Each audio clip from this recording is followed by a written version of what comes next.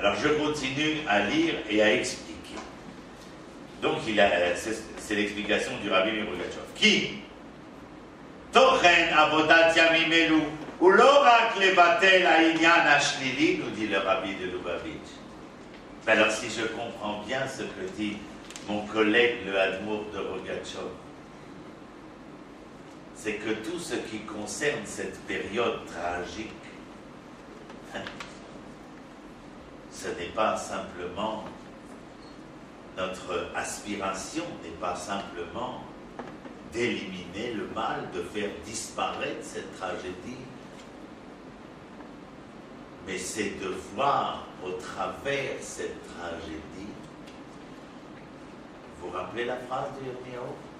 Tu seras le porte-parole de cette parole qui viendra leur annoncer la destruction, la démolition, la cassure, la brisure. Mais ta parole sera aussi celle de la réimplantation et de la reconstruction. Qu'est-ce que tu vois, Yirmiyahu? La branche d'amandier. Le Rabbi nous dit, ça veut dire que nous ne devons pas lutter pour éliminer ce que fut cette période. Je vais essayer de m'expliquer. Lorsqu'il arrive un malheur, dans ce malheur, je ne suis pas là pour simplement l'oublier, l'éliminer, le mettre de côté. Je ne veux plus entendre parler de cette période, de cette époque. Elle fut bien trop tragique.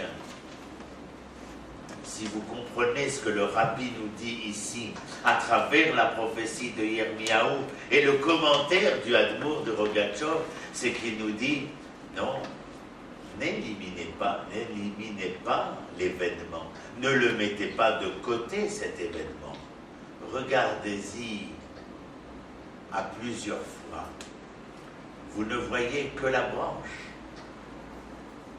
et dans cette branche, il y a déjà, sans que vous le voyiez, mais à travers ce que vous devriez être capable de comprendre, la feuille à venir, la fleur à venir, le bourgeon à venir, le fruit à venir, qui même s'il est amer dans ses débuts, n'en sera pas moins d'une douceur incommensurable pour devenir comestible à l'ensemble des êtres que vous êtes. Je n'élimine pas le malheur, je ne le mets pas de côté, je ne veux pas oublier, je veux être capable de voir dans ce malheur, d'y découvrir les soubresauts de la résurrection, de la reconstruction.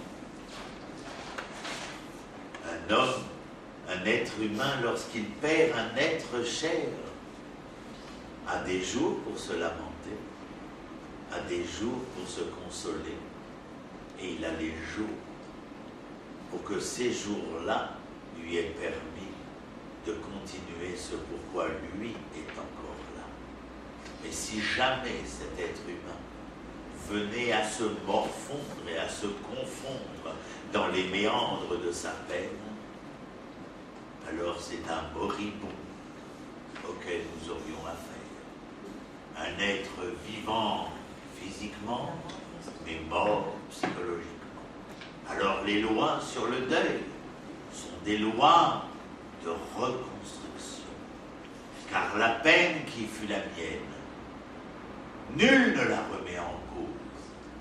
Mais le message divin nous demande, après avoir versé les larmes qui ne sont que les perles de notre âme, que cette richesse-là soit capable, à travers l'événement vécu, d'en tirer les leçons de la richesse de demain. On peut pleurer un temps, et on ne doit pas pleurer tout le temps. Car les pleurs d'un temps ne sont là que pour mieux nous emmener vers les lendemains enchanteurs auxquels nous aspirons.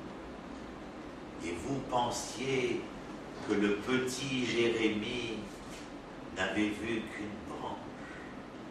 et que l'Éternel lui aurait dit, tu as bien vu, Yirmiyahu. Comment aurions-nous pu comprendre tout cela sans passer dans ces minutes de l'étude ces phrases que nous avons apprises et qui nous emmènent vers d'autres firmaments de l'esprit?